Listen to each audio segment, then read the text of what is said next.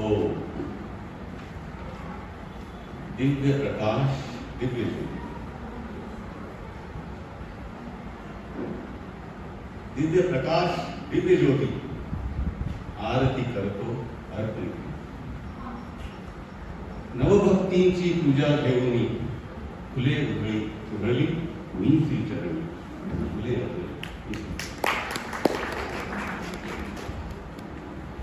हे प्रस्फुटित काव्य लिहिलं मी आहे, पण ते माझे सद्गुरू श्री दत्त चिले महाराज पैदारवाडी यांचा कृपा प्रसाद आहे.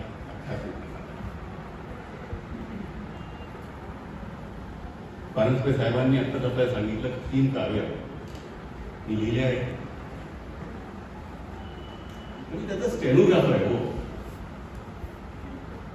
सद्गुरूंनी जी आज्ञा केली त्याप्रमाणे मी लिहिली. जसं डॉक्टर प्रकाश अत्रेंनी आपला एक आध्यात्मिक अनुभव सांगितला ना, तसे ते अनुभव होते. तर त्याचं श्रेय मी माझ्याकडे घेत नाही, पण हो, ते काहीतरी विलक्षण घडलेलं आहे. सन्माननीय डॉक्टर सुनील मंडे साहेब, डॉक्टर प्रकाश अत्रे, श्री सदानंद महाजनजी, श्री विजय जोशी, दत्तात्रय कुलकर्णी, रघुवीर कुलकर्णीजी, सर्व मान्यवर बंधू भगिनी, विशेष आभार माझ्या रोटरीचे आलेले सगळे मित्रमैत्रिणी, चैत्रांगण माझ्या कॉलिंग सोसायटीचे आलेले.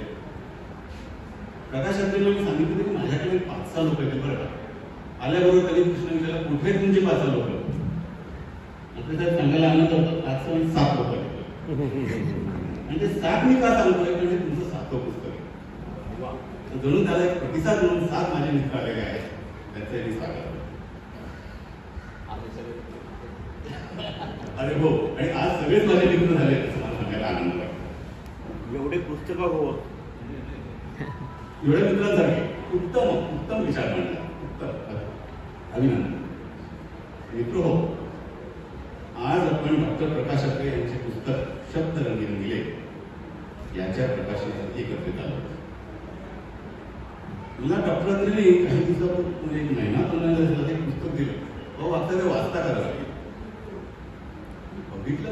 मी मराठी भाषा वाचक नाहीये मी, पण ह्या असे कान आलेले आहेत हे तुमच्या लक्षात येईल पुस्तकाला. त्यामुळे ते किती आनंदाने वाचलेलं आहे, किती ऑनेस्टली वाचलेलं आहे हे तुमच्या लक्षात येईल.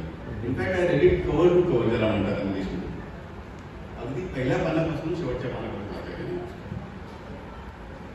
आणि त्यानंतर त्यांनी म्हणलं, अहो तुमच्या हस्ते त्याचं प्रकाशन आहे. अहो हे काय करताय तुम्ही?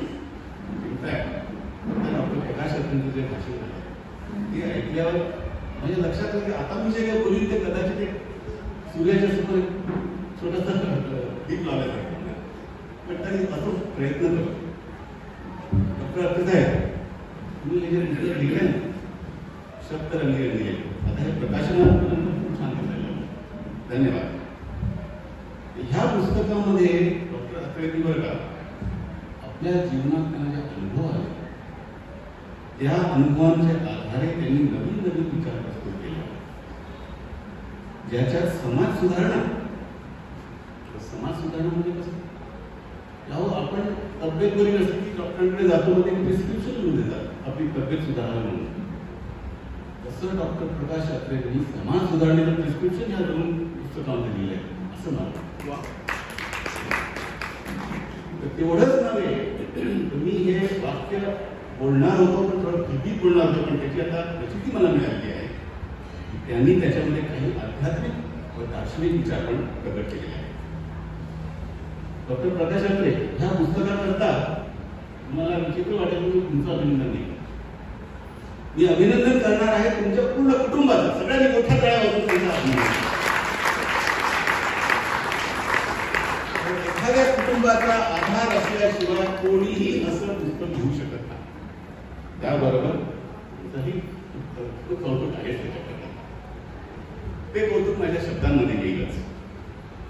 बरं, तर जसं तुम्ही त्याच्यामध्ये तुम्ही बरेचसे सर्व समाज समान मांडणारे असे काही विचार मांडले आहेत.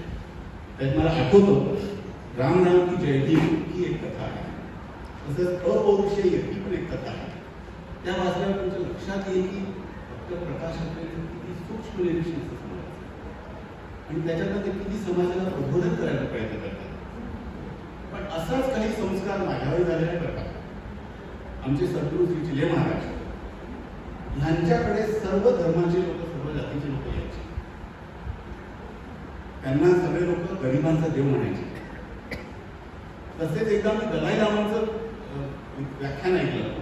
त्यात ते म्हणाले की ज्या प्रकारे एखादा उपवन हे वेगवेगळ्या रंगाच्या फुलांनी सजतं, तसं हे जग हा समाज वेगवेगळ्या क्रमांनी त्यांचे रंग वेगळेच असले पाहिजे आणि ते एकत्र राहिले. असे संस्कार माझ्या मनावर झाले असल्यामुळे एक सर्व धर्म समभाव हा माझ्या मनात आहे. सद्गुरू चिले महाराजांच्या कृपेने ही 3 काव्य लिहिली आहेत. सीता शक्ती काव्य, त्यांनी सांगितलं राधा भक्ती सुद्धा, महालक्ष्मी मुक्ती संवाद, एक सॅम्पल दाखवला आम्ही. ते जरी हिंदू देवतेवरती फोकस असले तरी त्यांच्यातले जे विचार आहेत ते आंतरराष्ट्रीय अभिव्यक्ती आहे. कारण त्यांना सांगितल्याप्रमाणे 3 पुरस्कार मिळाले सॅन फ्रान्सिस्को, न्यूयॉर्क आणि स्पेनमध्ये. इनफॅक्ट हे पुरस्कार मिळाल्यावर मी ते काव्य मी वाचायला लागलो. तोपर्यंत मी लेखणीचं काम करत होतं. मी वाचायला लागलो आणि तुम्हाला हे सांगू इच्छितो की जेव्हा मी ते काव्य लिहितो बरेचदा मला ते समजत नाही. मग प्रकाश आत्रेंसारखी लोक पुढे येतात आणि त्याचा आतमध्ये काय भाव आहे बाबा ते मला समजतं. आता माझ्या आता काही दिवसापूर्वी एक काव्य तुम्हाला पाठवलं. त्यातले शब्द मला समजत नव्हते पण ते शब्द आतून आलेले. त्यांनी त्या शब्दांचं मला पूर्णपणे एक्सप्लेनेशन दिलं आध्यात्मिकरित्या की अरे कधी ह्याचा अर्थ हा आहे. अशा या सर्व धर्मसमभावामुळे मी जिथे कुठे पण जातो ना तिथे जे पुढे झालेले असतात त्यांचं स्मरण करतो किंवा त्यांना भेटायचा प्रयत्न करतो. त्यांची समाधी असेल तर त्यांचं दर्शन घेतो. पण डॉक्टर प्रकाश आत्रेंचं हे पुस्तक वाचल्यावर मला प्रकाशाने एक माझ्या जीवनाचा अनुभव तो तुमच्याशी शेअर करणार. तो अनुभव असा, परांजपे साहेबांनी त्याचे उल्लेख केलेला आहे की UNDPच्या एका असाइनमेंटमध्ये मी अरब रिजनला गेलो. अरब रिजन म्हणजे मोरोक्को, अल्जेरिया, सुदान, सिरिया, जॉर्डन आणि सौदी अरेबिया. तर जाताना मला सगळीकडचे व्हिसा मिळाले होते. फक्त सौदी अरेबियात नाही. वेळ यावा. त्यावेळेस जे आमची ट्रॅव्हल एजंट होते ते म्हणते सर काळजी करू नका, अल्जेरियाला गेलात ना की तिकडे दूतावासात पण तुम्हाला व्हिसा मिळून जाईल. अल्जेरियाला गेलो, सुदानच्या नंतर अल्जेरियाला गेलो. त्या दूतावासात अच्छा सांगायचं असं होतं आपण आता सौदी अरेबियाला जाणार ह्याचा एक माझ्या मनात खूप मोठा आनंद होता. तो का असा? ठीक आहे, प्रॉफेट मोहम्मद, पैगंबर मोहम्मद ह्यांच्या पुण्यभूमीला आपण आता भेट देणार आहोत. ठीक असे ना ते, पण त्यांच्या भूमीची थोडीशी तरी माती उचलून आपल्या मस्तकाला लावू आणि पावन होईल असं एक माझ्या मनात एक प्रांजळ विचार होता. घडले म्हणजे अल्जेरियाला पोहोचल्यावरती तिकडचे दूतावासचे म्हणाले होतो नाही नाही तुम्हाला विजा नाही देऊ शकत आम्ही, आमच्याकडे हज चालू आहे मिळणार नाही. तुम्ही विचार करा काय अवस्था झाली माझ्या मनाची. विचार करा. मला फार वाईट वाटलं. मी माझ्या मनामध्ये एवढ्या प्रांजळ मनाचा विचार ठेवला की असं काय करून राहिले आणि माझ्या मनाने सगळा आनंद घेतला. थोडे वाईट वाटले पण कामाचा ओघ एवढा होता त्यावेळेस या सगळ्या UNDPच्या कामामध्ये मी ते विसरलो. अपसेट होतो थोडा पण विसरलो. नंतर मोरोक्को नंतर अल्जेरिया सुदानला आलो. सुदानहून जेव्हा सिरियाला विमानाने जातो ऐका खूप इंटरेस्टिंग. सुदानहून मी जे अल्जेरिया आपल्या सुदानहून सिरियाला चाललो होतो आणि त्या काळामध्ये एवढे प्रॉब्लेमॅटिक नव्हते ते देश. तो कॅप्टन करतो नेहमी इंग्रजी आणि अरेबिकमध्ये अनाउन्समेंट करायचं. ते मला कळायचं. एका पॉईंटला जेव्हा मिड एअरमध्ये होतो मी आकाशात तेव्हा त्यांनी फक्त अरेबिकमध्ये अनाउन्समेंट केलं आणि मी दुर्लक्ष केलं असं काही बोललं आहे. पण त्या अनाउन्समेंट नंतर एक चित्र गोष्ट झाली. विमानातले सगळे लोक असे हात वर करून प्रार्थना करू लागले एका दिशेने मला सोडून. पण मला कळलंच नव्हतं काय करावं. 我和他干什么跟他？ मग सगळे नंतर गुरुवर जेव्हा बसले तेव्हा शेजारच्या विचारलं, what was this? Why did you all raise your hands in prayer? मी सांगितलं, आत्ता आपलं विमान या कॅप्टननी सांगितलं मेक्काच्या जवळून चाललं होतं, ते सांगितलं म्हणून आम्ही सगळ्यांनी त्या दिशेमध्ये प्रार्थना केली. आता तुम्ही विचार करा माझी अवस्था काय आहे. एक तर मला त्या भूमीला भेट देता आली नाही आणि दुसरं तर जवळून जात असताना मला कळलंच नाही माझ्या या प्रांगणाला किती मोठा धक्का बसला असेल. आणि त्यावेळेस माझ्या मनातून एक उद्वेगाचा चित्कार निघाला. तो काय होता? तो अवश्य आहे. तो असा होता, 14 नहीं मांगा था मैंने तुझसे कही. ते 14 हा शब्द मी कशाकरता वापरलाय? आत्म्याचं शरीर, आत्म्याचं शरीर. 14 नहीं मांगा था मैंने तुझसे ए अली, जो दे दिया पहन के भटके हम गली गली. जो दे दिया पहन के भटके हम गली गली. दहलीज पर आए थे, ये तकाशा दहलीज पर आए थे, हमें क्यों रुला दिया, हमें क्यों लौटा दिया, अरमान भरा दिल हमारा क्यों रुला दिया. बिछाए थे दिलों में मोहब्बत के रास्ते, बिछाए थे दिलों में मोहब्बत के रास्ते, क्यों फेर लिया मुंह जैसे हो न वास्ते. मांगा नहीं था घर सिक्के मोहर से भरा, तुझ्याकडनं रुपया पैसा नव्हता मागितला. मांगा नहीं था घर सिक्के मोहर से भरा, एक बूंद के प्यासे थे तेरी रहम के जरा, एक बूंद के प्यासे थे तेरी रहम के जरा.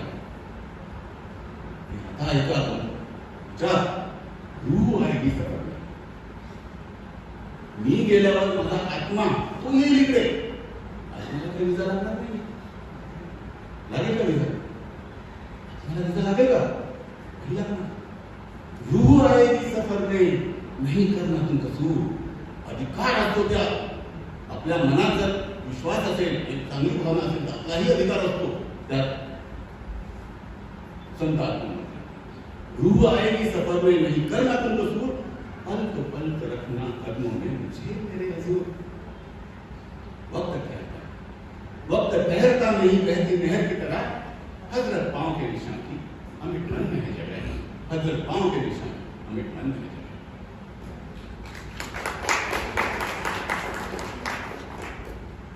अशा प्रकारे एका निर्मळ मनाची, महात्म्याच्या अधिकाराची, माझे दुःखाचे उद्गार झाल्यावर मी बेचैन राहिलो.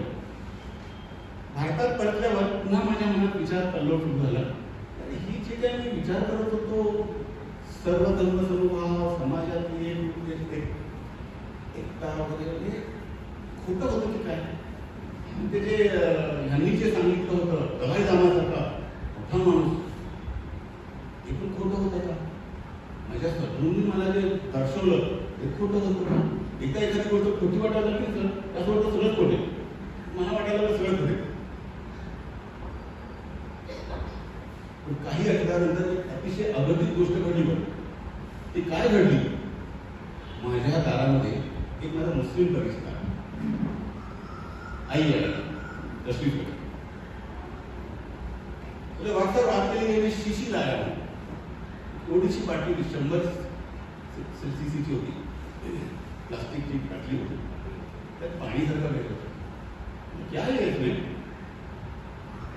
मग तुझे बोलला लक्ष सर ऐकत नाही. काय म्हटला की जैसे आप लोगों का पवित्र गंगाजल होता है, जैसे आप लोगों का पवित्र गंगाजल होता है, वैसे हमारा मेक्का का ये अब जमजम पवित्र जल है. मैं हज को गया था, वहां से ये बोतल लेके आया हूं, तो यहाँ आने के बाद मुझे ऐसा लगा कि आपको ये देखिए.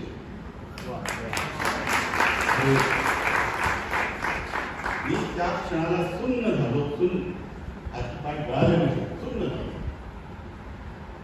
की ज्या महात्म्याला मी शिव्या दिल्या, त्याला वाईटात काढलं, त्यांनी माझ्या मनातल्या विचाराची जाणीव ठेवली आणि त्याचा प्रसाद मला पटला. हा अनुभूती तुम्हाला सगळ्यांना आली असेल. तुम्ही तिरुपतीच्या दिवसाला आठवण करा, 4 दिवसांनी प्रसाद येतो. शिर्डीची आठवण करा, 4 दिवसांनी प्रसाद येतो. किती वेळा अनुभूती झाली सगळ्यांना आठवतंय ना? आठवतंय की नाही? ज्या देवाची आपण आठवण करू त्या देवाला प्रसाद आपल्या दारात येतो. हो, चालत येतो. तशी ती अनुभूती. त्यानंतर माझी जी सर्व धर्म समभावाची भावना होती ना, थोडी थोडीशी परत रिपेअर झाली आणि पुन्हा जागृत झाली. आज हा प्रसंग सांगायचं कारण असं, तुमचं हे पुस्तक वाचल्यावर ती आता भावना लावली आहे आणि आता मात्र ती घडणार नाही. वाव. नाही आता ती घडणार नाही. आता ती घडणार नाही. बरे असो, तसं एखादं ढगाकडे बघितलं ना, आम्ही लहानपणी ढगांकडे बघायचो. मग लहान ते म्हणून म्हणायचं, अरे उसमें हाथी दिख रहा है. दुसरं म्हणायचं, अरे नाही नाही घोडा दिख रहा है. तिसरा म्हणायचं, नाही नाही बदल दिख रहा है. प्रत्येकाचे विचार योग्य असायचे. तसं मी जे काही विचार म्हणतो, थोडासा माझा विचार आहे, योग्य वाटला तर घ्या. तुमचे विचार वेगळे असू शकतात. अध्यात्म त्या बाबतीत पण तसंच असतं. हा खरं असं तुमच्या पुस्तकात सोडा युगाला वाद गेलं माझ्या विचारांमध्ये. तरी शब्द रंगिले हे वाचल्यावर एक मनात माझ्या विचार आला, तो माझा व्यक्त होतो. तो असा की प्रत्येक जीवाचे वेगळे आत्मज्ञान. सीताशक्ती काव्यामध्ये माझ्या सद्गुरूंनुसार असं म्हटलेलं आहे, लक्षपूर्वक आहे, लक्षपूर्वक आहे. प्रत्येक जीव का आत्मज्ञान ईश कृपा का ही है. तुमचं आमचं नाही, प्रत्येक जीवाचा आत्मज्ञान. प्रत्येक जीव का आत्मज्ञान ईश कृपा का ही है वरदान. जैसे पक्षी भरे लंबी उड़ान निर्विघ्न पार करे कई योजन. जसे पक्ष्यांना सहज उडण्याचे ज्ञान कोण देतं? त्याचं आत्मज्ञान. त्यांना ती दिशा तो दाखवतो. तसं आपल्या प्रत्येकामध्ये परमेश्वराने आत्मज्ञान दिलंय, जे आपल्याला जीवनाची दिशा दाखवतं असे मला वाटतं. विनम्रपणे महालक्ष्मी मुक्ती संवादात एक वेगळाच विचार सांगितला. का मी सांगणार आहे, स्वतःच प्राप्त जे आत्मज्ञान. आता इथे हे अर्जुन आहे की तुमच्याकडे आत्मज्ञान असणारच आहे. स्वतःच प्राप्त जे आत्मज्ञान सत उपयोगे त्याने साधतो जो जनकल्याण. पात्र होई तो दैवी कृपेस जाणावे असे. पात्र होई तो दैवी कृपेस जाणावे असे. ह्या उक्तीप्रमाणे तुमचं हे पुस्तक आहे असं मी मानतो. म्हणून विचार सांगितला. तुमच्या ह्या पुस्तकामध्ये डॉक्टर प्रकाश अत्रे तुमच्यासारख्या लेखक जेव्हा समाजाला लागतात ना, आणि अनुभव सिद्ध स्वतःचे समाज ज्ञान, अध्यात्म ज्ञान, शब्द रंगीले अशा या पुस्तकात जेव्हा त्याच्यात डोकावत राहते ना, तेव्हा त्या पुस्तकात जे प्रकट होते ना, ते वैयक्तिक आत्मज्ञान नाही राहत, समाजाचे आत्मज्ञान होते. समाजाचे जे समाजाला दिशा दर्शवणार ठरते असेच हे आत्मज्ञान तुमच्या या पुस्तकात समाजापर्यंत पोहोचेल अशी मी प्रांजळपणे प्रार्थना. जे काही बोललो त्यात काही योग्य वाटलं सद्गुरूचा प्रकार समजावा, अयोग्य वाटलं तर माझी मूर्ता समजावी, अल्पमती समजावी. सरतेशेवटी एवढं तुमची सांगू इच्छितो की शब्द रंगीले या समाज आत्मज्ञान जरूर असणाऱ्या पुस्तकाने खूप प्रभावित झालं. म्हणून सगळ्यांना मी आग्रह करतो, हे पुस्तक अवश्य घ्या. तुम्ही तर वाचाच, इतरांनाही वाचायला. तुम्ही वाचा, इतरांनाही वाचायला. असे दोन शब्द बोलून मी आता